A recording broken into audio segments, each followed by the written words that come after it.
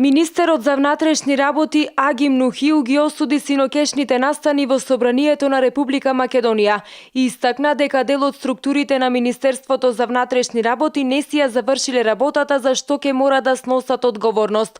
Посебно посочи на директорот на Бирото за јавна безбедност Митко Чавков, кој иако бил назначен за раководител со оперативниот штаб на МВР, кој имаше планови за 3 хипотетички сценарија во случај на мирни протести, кога ќе се избира председател на Собранието и кога ќе се избира влада, не бил достапен за министерот Нухиу од ескалација на состојбите до 20 часот.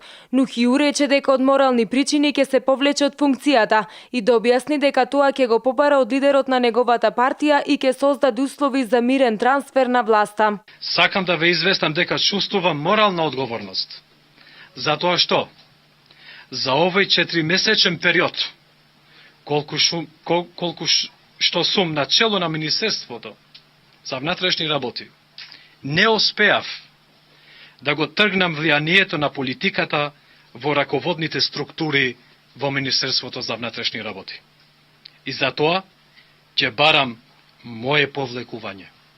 Но ве уверувам дека ќе направам се за создавање на услови за трансфер на власта и ќе бараме законска и кривична одговорност и за раководните структури на Министерството за внатрешни работи за вчерашните настани.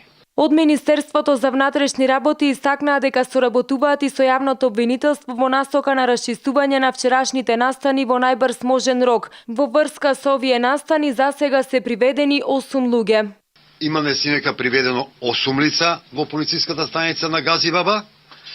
Со истите се уште се работи. Се врши, обезбеден е видеоматеријалот од видеонадзорот на Собранието на Република Македонија со цел за идентификација и откривање на можни сторители, односно нарушители на јавниот ред и мир.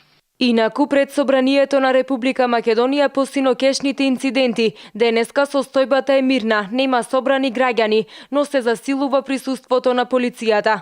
Кај парламентот со автобуси пристигнаа дополнителен број полицајци. Околу собраниската зграда се поставени метални барикади, а улиците се затворени за сообраќај. Пред главниот влез за собраниската зграда се поставени шатори на поддржувачите на иницијативата за заедничка Македонија.